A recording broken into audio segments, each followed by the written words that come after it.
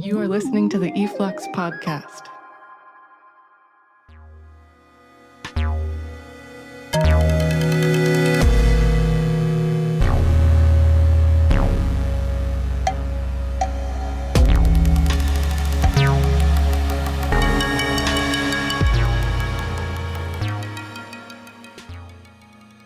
It's a cold January morning in New York City.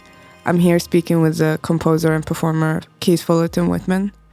I'm Sanna Almajedi, and you're listening to the e-flux podcast.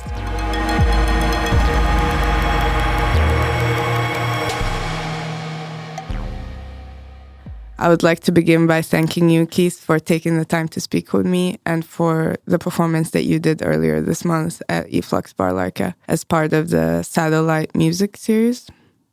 No worries. Thanks for having me here this morning. Do you want to tell us a little bit about the performance that you did? Yeah, sure. I've been playing these two pieces recently quite a lot over the last year. And the first one is this one called Redactions, which, as it implies, is all about removing sounds, removing context from sounds and, taking lots of audio material, but kind of using it more structurally than sonically. So that first piece was this kind of montage of all of these, like a kind of banal seeming sources, but really more than using them as audio for audio's sake, I was kind of harvesting all of the timings and events that happen within them and mapping them to other things in the synthesizer. So they're always conceptual. They always have some connection to the place or the context in which I'm performing. In this case, almost all of the sound came from just walking around in Brooklyn, where I've just moved, and just kind of going into these environments where music isn't really the focus, like in music stores and instrument stores and places where music is kind of happening, but it's not really, it's sort of a secondary thing. So I kind of got into this idea of presenting a piece that was just all of this ad hoc, sort of almost subliminal sort of sound. So a good example is like the person in Guitar Center just sort of trying out all the organs, but not really playing music. He's assessing the instruments as these physical things. And sort of like, testing the build quality more than he is the sound quality. So it's kind of using those kind of sounds and those ad hoc moments of music to sort of like glean some sort of context out of it. So that piece was almost entirely those kind of sound events, and all recorded within a few blocks of the Bar Laika space. And the second one is that classic generators thing, which is more about delineating control to the systems within the instrument, sort of letting it do its own thing per se, like setting a process in motion and letting the machine carry it out without me necessarily directing it or conducting it, orchestrating it, just letting it happen. So it's a lot of these processes that are running and folding in and out of each other that are creating something, but it's not necessarily linear. It has more to do with sort of letting things happen and then kind of thinking about what it's doing and then maybe trying to let it go as far as it can while still being recognizable as some sort of like forward rhythm music. So that was the second piece.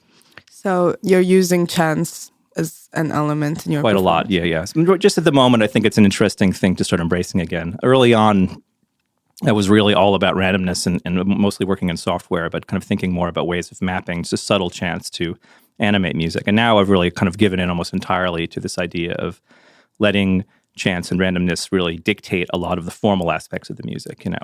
I personally find it really gratifying, and it creates this kind of complexity that maybe I wouldn't necessarily instill on my own. Like I wouldn't compose music that sounded like this, but I definitely would. I derive a lot of pleasure from listening to these systems sort of like carry out their instructions on their own. There's a bit of a ghost in the machine thing in there, which is something I always really love about electronic music. There's this thing happens that's greater than the sum of its parts. And I want to have that experience when I play live as much as possible, sort of, will the systems into existence, but then let them just do something that's incalculable and just, beyond the scope of what I can sort of clearly dictate, let some magic happen in there as much as possible. Chance is also an essential part of your old record playthroughs. Mm-hmm. Yeah, sure. Which has reemerged in your life in different ways recently, right? Yeah, we had a bit of an anniversary a couple of years ago. So I think it was the 15th anniversary of the record. So yeah, there's a bit of activity, and then people have started asking for me to play that music again, which is great. I'm really glad to revisit it. Yeah, there was also this review of it recently in the New Yorker. Oh, yeah, right.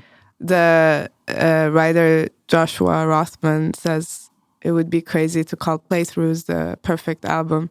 No such album exists. It is, however, the perfect album for me. I've never read a review like this before. Yeah, it was pretty weird to really read. Special. Yeah.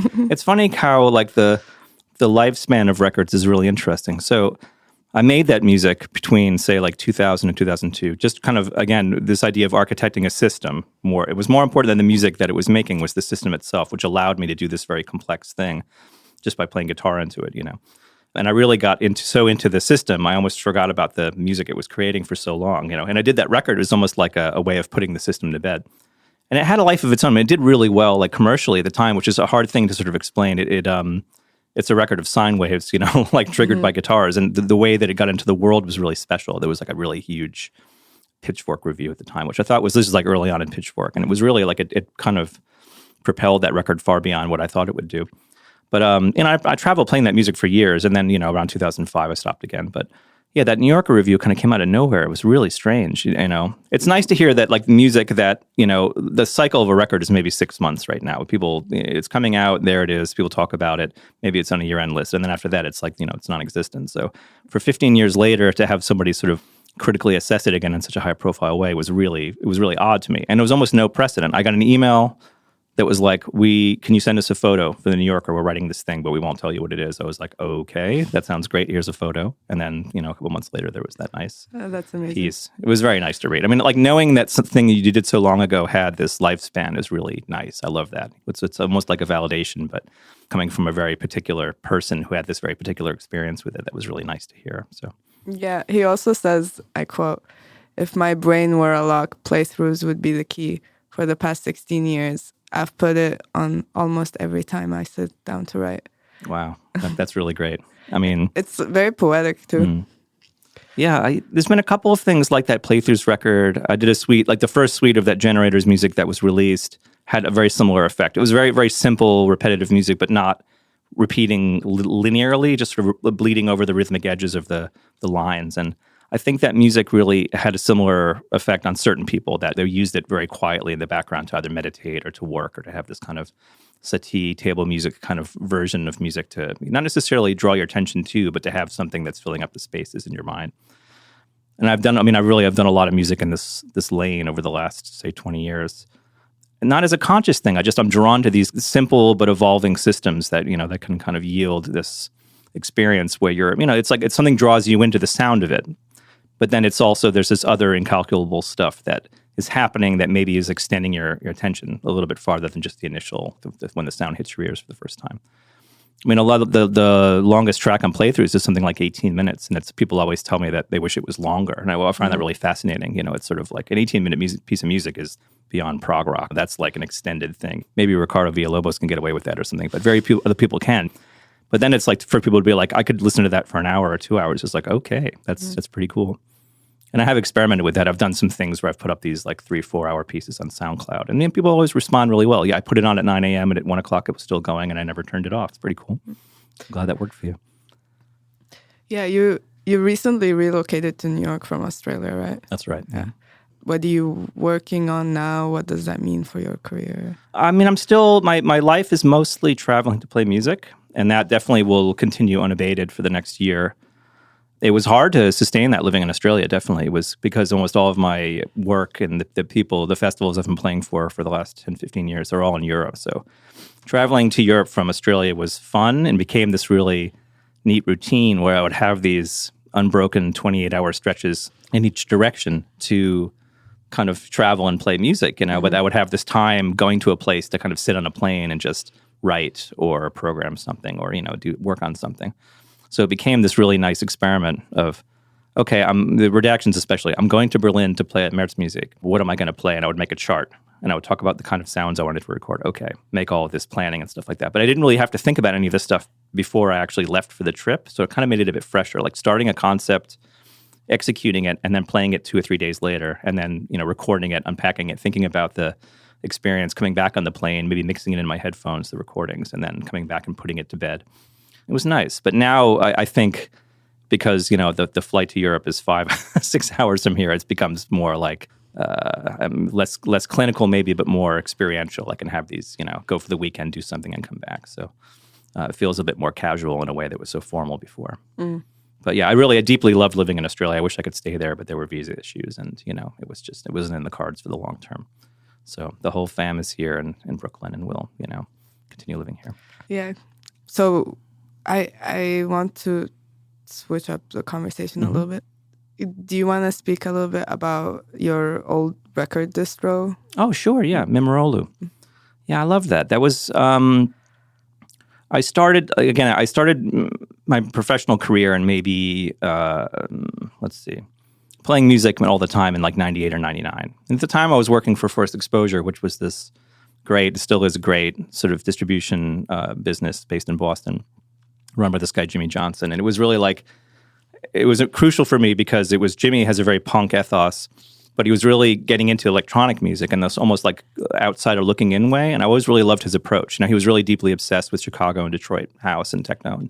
But really coming out of, being like a hardcore punk dude, he kind of there was definitely like a healthy distance there, but he really deeply loved it. So it was kind of this, my mind is turning off right now. Anyway, it was interesting. So I loved his spirit, and I learned so much working at that place just about how to run that kind of business. My job there was calling up record stores and, soliciting them in this week's new arrival. So when my music career really took off, I left, maybe 2000, 2001. But I wanted to keep a foot in that world. I really loved the day-to-day machinations of the independent music industry. It was really, to this day, it's still something I'm very interested in. So we lived in this punk house in Somerville, Massachusetts, a whole group of us. And we constantly had musicians coming and going. So they would stay for 2 days. And when they left, they'd be like, oh, here's a copy of our record, a couple copies here and there, do what you want with them. And after a while, we amassed this, like a punk distro, basically, like a whole shelf of records. And other bands that were coming were like, oh, you should sell this stuff. Oh, this band stayed here. How cool. We'll take a copy of that. So I just set up a website and just was for fun, and it really snowballed quickly. And because it was like in this punk house with lots of people living there were always eager people around to help with the shipping and, helping scanning and recording things to put on the site. And, it really snowballed. And you also, you would write a blurb about each release. Yeah, well, that was the fun part, was actually having some sort of dialogue with music. Outside of it being this criticality, it was definitely I wouldn't work on anything that wasn't something I was interested in. But when I got something that I really liked that I wanted to share with people, yeah, sure, I would throw a lot of effort and energy at it. And that was really fun to kind of reframe things. There was always this core of kind of noise scene people that were kind of, our main clientele. This is right when the No Fun Fests were happening, and I was really deeply into that stuff. Still am, but it's interesting how there was a curiosity about sort of early avant-garde music, which is something I've been a huge fan of early electronic music and historic avant-garde music and all this. And there was a lot of interest in precedents, what were the first noise recordings? What were the first, kind of early tape music experiments, this kind of thing. And it was a really easy handshake to kind of maybe validate that music in the terms of contemporary work. Do you still do any writing?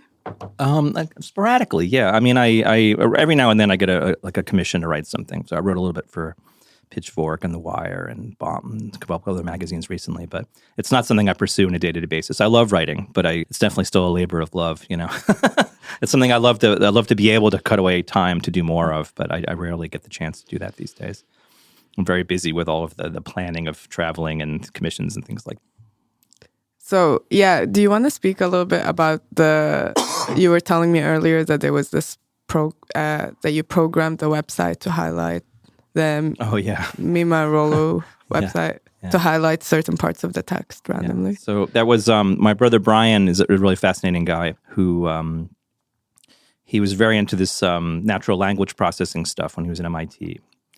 And I got really into the idea of building this engine that would kind of, there's a sort of cliche approach to music writing, which is you just throw a lot of emphasis at words to make them seem more important. Yeah, so I built this. I was learning PHP in my sequel to build that website. I wanted everything in the website to be dynamic and constantly changing and things coming and going. I wrote all these things that would take certain titles out of stock for an hour and then put them back in stock just randomly, things like that. Just because it was fun to do it, playing around with this hey, I wanted this new tape, and it's out of stock. Now it's still here. I just took it, there's a thing, just wait an hour, and it'll put it back. It's the moon went out of phase, and then it came back. Just fun stuff. But the text engine was more about kind of... Wouldn't that create a lot of problems? Of course it does, but it's just funny. It was a way to keep it interesting. I mean, I think the enemy was actually selling things and having to mail them, so whatever we could do to circumvent that would be great. So So yeah, there'd be a reissue of some like Parmigiani or Francois Bell or something, and I'd write some really glorpy, nonsensical text about it. But then the engine would just take the word musique concrète and it would highlight it. And then like an hour later, it would highlight it and make the text like 90 point, or something like that. Or it would make it 1 point. So people were reading it like, I can't read this. It's constant. Every time I load the page, it's a different, Yeah. I'd be like, oh, it was recorded in this Couponi synthesizer. And then the word Couponi would trigger the thing in the text engine where it would change it to something else. It would say Surge synthesizer, or it would say Buchla synthesizer or whatever. So it was never right. It was just kind of morphing, changing all the time. Yeah, the website is no longer active. No. But I could access it through the Wayback Machine. Yeah. But does it still do that? No, because it's static pages now. That's the Yeah. funny thing. It's all because it was PHP. Every time somebody loaded it, all these things would change, I just was writing all these little PHP routines to constantly change the text. It was very funny when it worked, especially like in the new arrivals, that people would refresh the new arrivals page and there'd be all this random stuff there. Wrong images with different records, We would make up record covers for records that didn't exist. Really? But people couldn't actually buy them, God. things like that. It was just funny. That's really funny. Yeah, so what else what else can we expect from you in 2019? I think I haven't put out a commercial record in maybe 5 years, which has been a really interesting experiment. I thought that it would lead to this sort of planned obsolescence, but it hasn't. It actually, it's the opposite has happened. More people are getting in touch now about asking me to do commissions and remixes and things like that, because I haven't done a commercial record. I find that really funny. I always thought that you needed to kind of like keep pushing this music into the world to stay relevant, but I'm realizing now that's not really the case. But also, I'm very mid-career, I've been doing this for a very long time. So it's nice that I can kind of maybe rest on my laurels a little bit and just focus on the work itself, focus on traveling and playing, which is the stuff I always really enjoy. I deeply love making records, but I have too much self-doubt. And records are really finite, whereas performances are just so malleable, and it's just so much, because I'm incorporating so much chance that the performances really take on a life of their own, whereas the records always felt like statements, something irretractable. So I'm working on recordings that will at some point hit the world. How long does it take you to finish? It used to be every 3 years I would put out a record. That's slow compared to most people that are, they're working on something every 6 months. But yeah, because I just have too many ideas. But I also have too many sort of half-finished projects that are really languishing now. There's many like studio recordings that have been sitting on the hard drives for the last 5 years. And my wherewithal to kind of, to massage it into something is maybe less and less every year, because I really relish the experience of going into the studio and making that music, but not necessarily the long tail of, like mixing everything down and hiring a designer and then working with a label to do all of that. And then the thing that always keeps me away from it is the press machine leading into something which is now so all-encompassing. The last time I did a big press cycle, it was just 3 months of just absolute nonsense, like really, like lots and lots of just random, weird, we need you to make a 4-hour mix of music. It's like, okay, well, that will take me a week. And it's like, that's so much to ask for. I love the idea of doing it, but what will that will just drive traffic to your website or whatever. That's not really what I'm super interested in at the moment. I like to talk about the process and the music, but the press thing is just so out of control right now. So I almost am afraid of it a little bit, of the ramifications of owning music and having that be the focus, but then also all the ancillary things that are around it. Maybe that's just a generational shift at the moment, but it's been interesting. You also uploaded a bunch of music on your YouTube, which felt fully diplomatic. And the more I was teaching a lot in Australia, and the one message that really hit home was, I would ask people, how do you guys listen to music? Oh, YouTube. Everything's on YouTube. Nobody buys records anymore. We don't even use Spotify. Spotify's elitist. We're interested. We have YouTube on our phones, and we listen to whatever new Cardi B on YouTube, and that's it. There's no MTV, there's no radio, it's just YouTube, And I was like, okay, that makes perfect sense. So now I thought of YouTube. I think of YouTube as like this Google arm that was kind of a bit draconian, but now I realize it's the fully, diplomatic people's media platform. And everybody can use it, So it's putting music on there just feels like releasing it. It feels like giving it away, And that's to record something and to not have to worry about the finesse of editing it down into something. It feels very liberating to me, To record a piece in the synthesizer that's an hour long and just to put it up there with a static video feels right. Yeah. And then I start getting these messages from people in Ecuador saying that, wow, I just listened to this thing. I wouldn't have bought it, of course, but here I am listening to it. It's like, okay, that's all I really care about. Yeah. And I thank you for engaging with it. Yeah. Do You have a really big vinyl collection, right? Yes, unfortunately, I do. Yes. That's being shipped from Australia today. to Actually, we closed the door on the shipping container yesterday in Australia, so it'll be here by way of Singapore in about 9 months. Yeah. Do you still appreciate that format, or? Of course, yeah. I'm still obsessed with records. I spend too much time on Discogs, really, way too much. But if you have to have one obsession and one thing that you're doing with your time, I feel like the recorded history of music is a pretty good one. Yeah, because it has like purely social implications. It's more about seeing how people lived and what ideas they had in the past, and also keeping up with contemporary music has been really interesting. So, I went to a great record store in Lisbon a few months ago.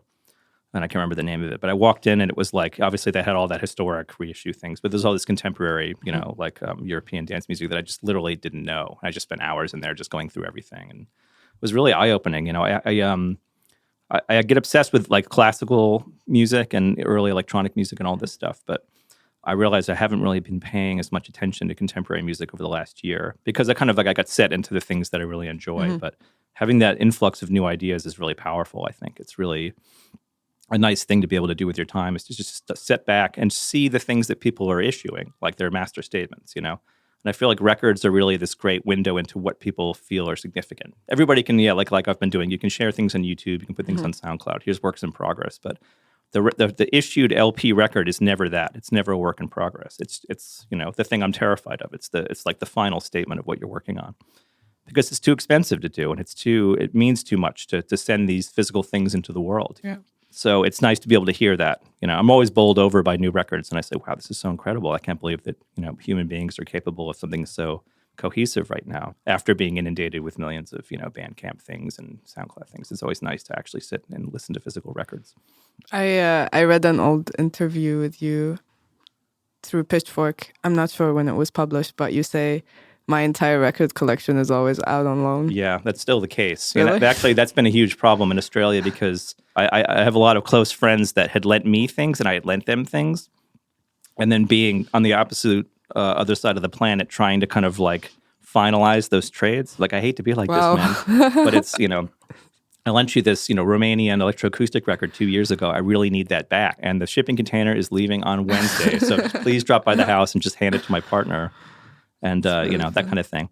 So it's been really funny. Yeah. But yeah, there's a million unresolved things right now. I have to slowly track people down. But it's also nice when you meet somebody that shares your interests. You can have that connection with them that's physically handing them something.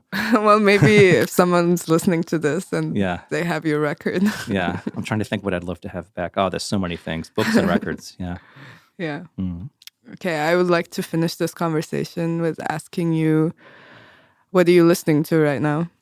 Well, all that Portuguese stuff, like the Principe disco stuff, like there's that Niagara record on Principe. Have you ever heard that? It's amazing. That record is incredible. Yeah. And I have no idea what the approach is, but it's like sample collage, I guess. But it's something about it. It's really, really prescient. God, what else? Yeah, I went through a big Theo Parrish thing about a month ago, and I kind of went back and listened to all those 12 inches. I just started downloading them all because I don't have access to my records, but that stuff's incredible. I really missed a lot of those weirder kind of Theo B-sides. And that stuff's really, it's blowing my mind right now. Something about it, it's none of it seems logical to me in the way that you'd make that music, but it totally makes its own sense holistically, This is one track, Dance of the Drunken Drums. You ever heard that track? It's so, it's kind of, everything's reversed, know? It almost feels like it's recorded backwards, but then it's all the sounds are forwards. I think he played in New York like a month ago. I know, yeah. I missed it, yeah. Oh, I totally, yeah. It was one of those things. There's too much going on here. I can't keep on top of it, I try not to be on Facebook, but that's pretty much the only way to hear about things like that, Yeah. Friends. Too. Yeah. What else? Yeah, I've been listening to a lot of, all this Romanian stuff. I kind of went through a huge thing of trading with this record dealer in Bucharest, getting all of this, state-issued early 70s LPs of mostly avant-garde classical, but a couple of electroacoustic things that are just mind-blowing, and I've never heard of them before. They were impossible to get outside of places that the, Romanian cultural bodies sent them. So, you could find these things in Paris, but I've never seen them there.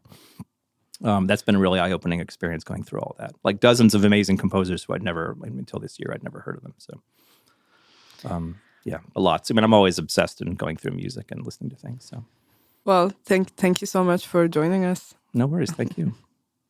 We're going to close out this podcast with some music by Keith.